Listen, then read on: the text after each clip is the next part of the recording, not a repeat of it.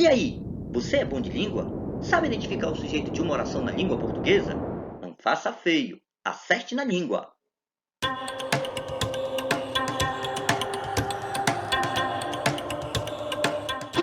E aí, gente alegre, tudo bem? Eu sou o professor Amoras do canal Acerte na Língua com Amoras. Seja muito bem-vindo a mais uma videoaula sobre língua e linguagem. Hoje nós vamos falar sobre um assunto muito importante para quem estuda a língua portuguesa e para quem quer aprender a escrever bem também.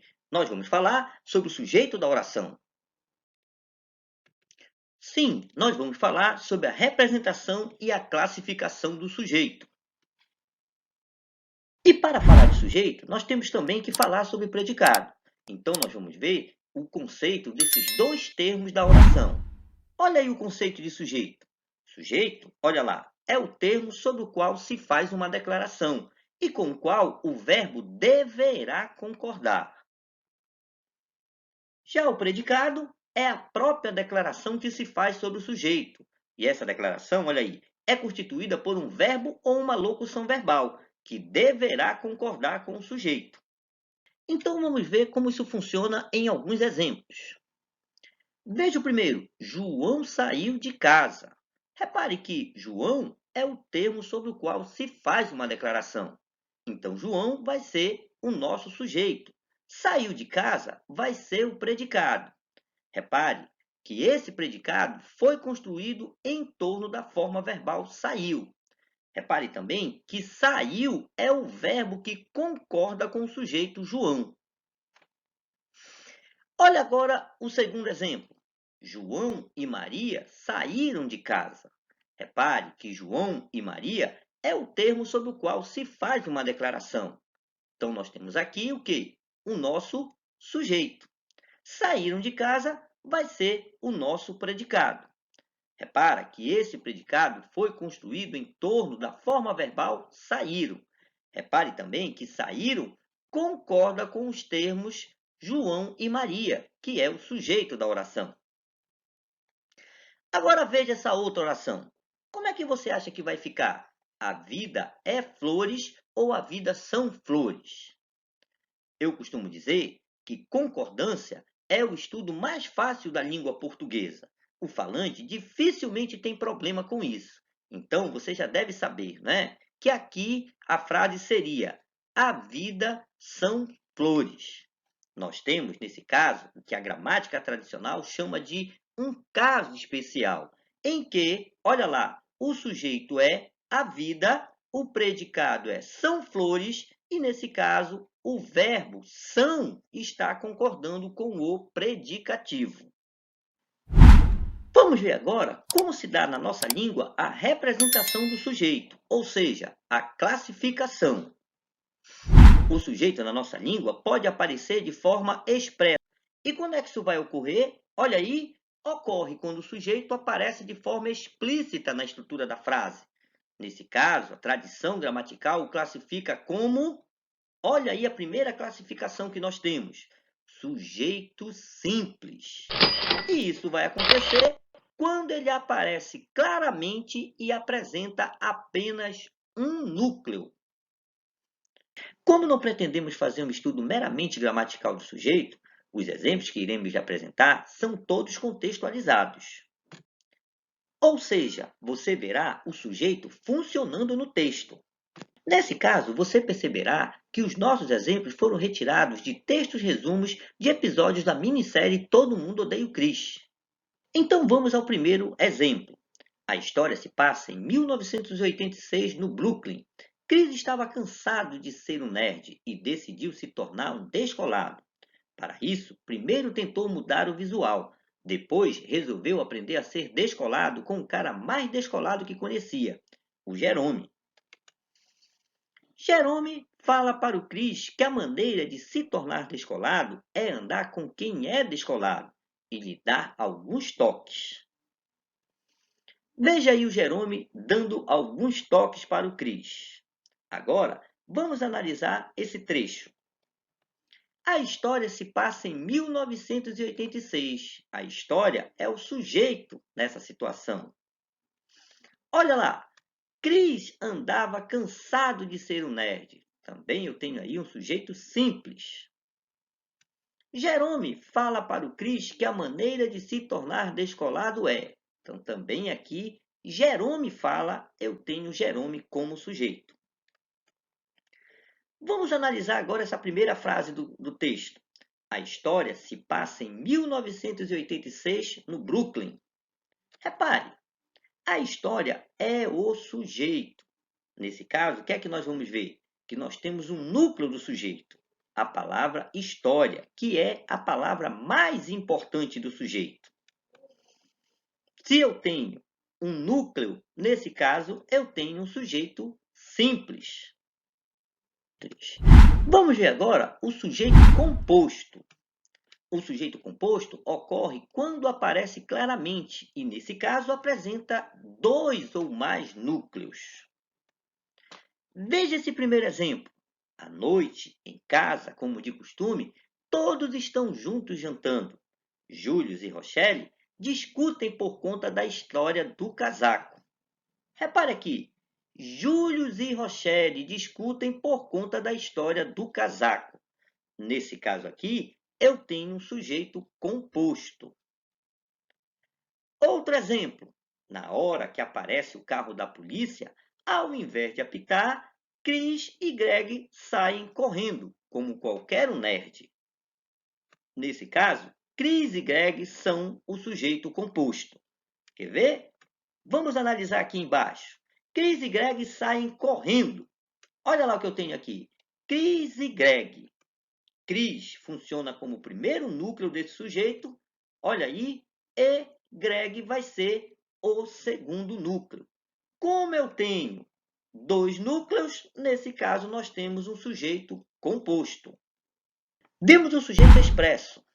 Agora vamos ver o sujeito não expresso, ou seja, quando ele está apagado ou implícito, o que ocorre basicamente quando ele é classificado como sujeito desinencial ou elíptico. E quando isso vai acontecer? Quando o sujeito gramatical já foi apresentado no texto e pode ser retomado por apagamento, que nós chamamos de elipse, ou quando ele pode ser identificado pela desinência verbal. Vejamos um exemplo. No dia seguinte, a família de Chris se reúne para ver os presentes de Natal. Cada um ganha o seu e chega a hora do Chris. Ele ganha um calendário e procura mostrar a seus irmãos, que são mais novos, que está feliz com o presente que ganhou. Veja aí, procura, está e ganhou. Aqui nós temos casos de sujeito desinencial, pois olha lá, não aparece do lado claramente quem é o sujeito de procura, de está e ganhou. Mas ao analisar, nós vamos ver. Cris se reúne para ver os presentes de Natal. Mais embaixo, o termo Cris é retomado pelo pronome ele. Ele ganha um calendário. Mas na sequência, esse sujeito não aparece mais. Ele está apagado ou elíptico. Mas nós conseguimos reconhecê-lo pelo contexto e pela desinência do verbo. Procura, está e ganhou tem como sujeito o sujeito apagado Cris. Nesse caso, nós vamos chamar para esse tipo de sujeito desinencial ou elíptico. Vejamos um outro exemplo.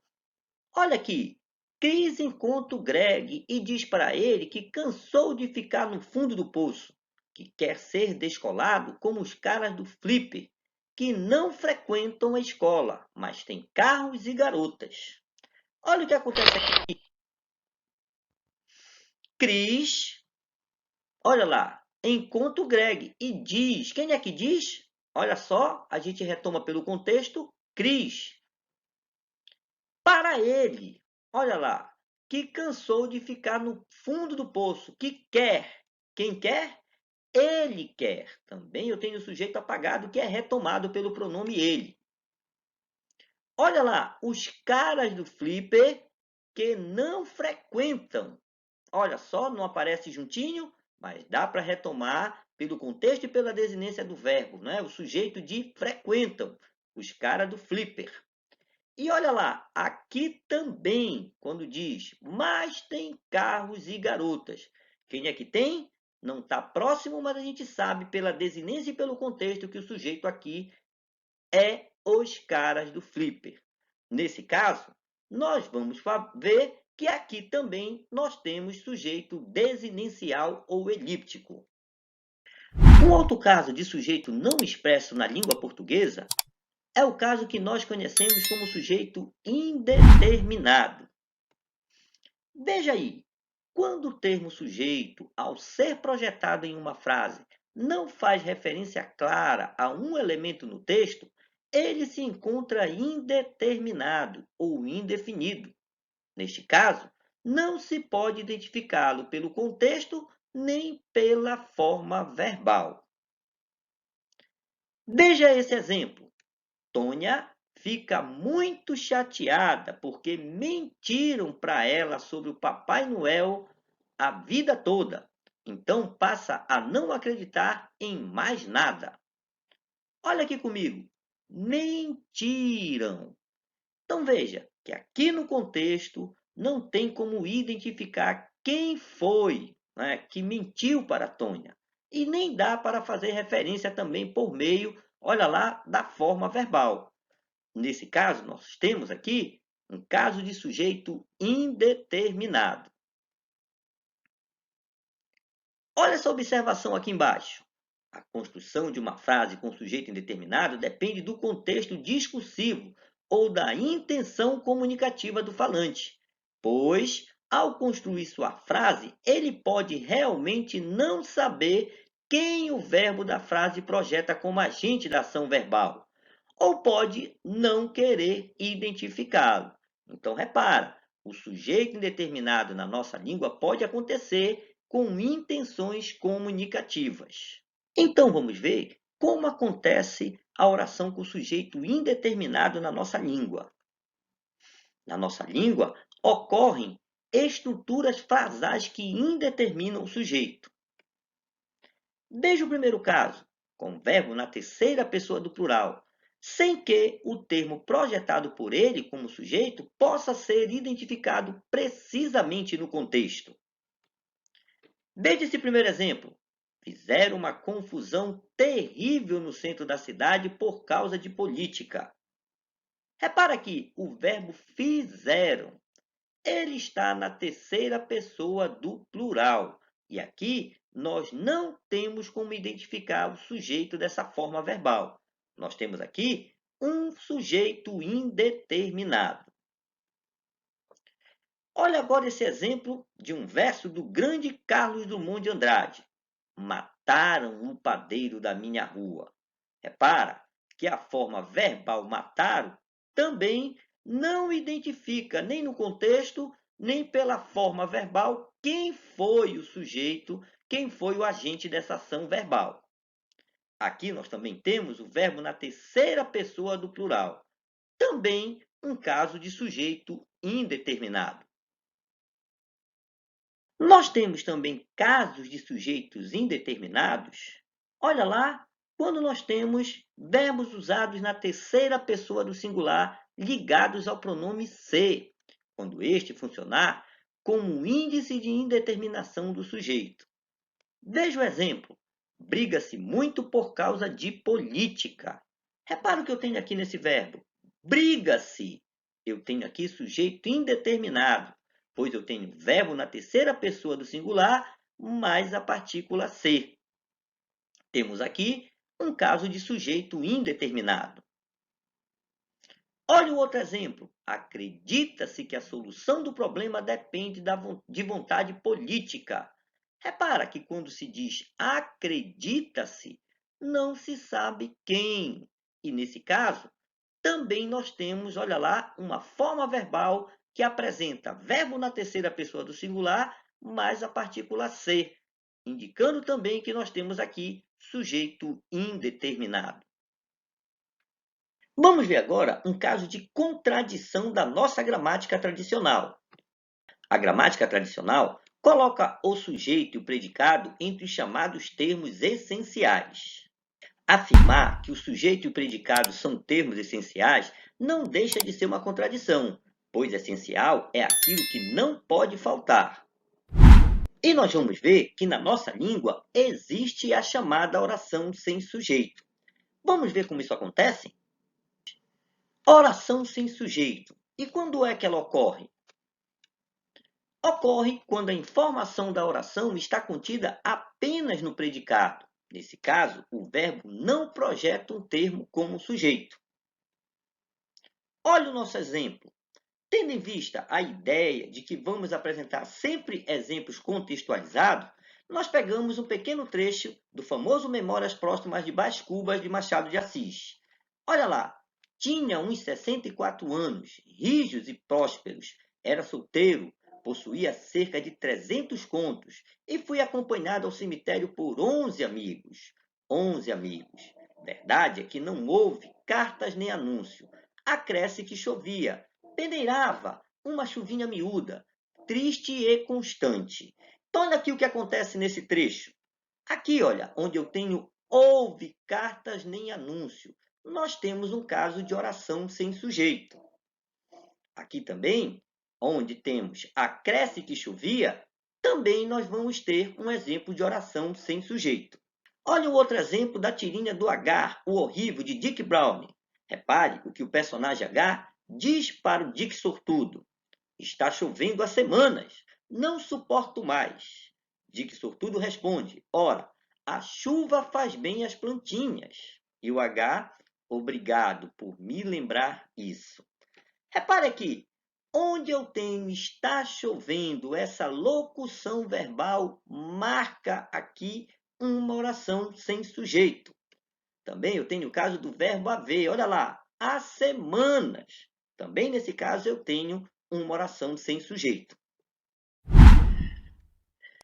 Vamos ver agora os casos de oração sem sujeito apontados pela gramática tradicional.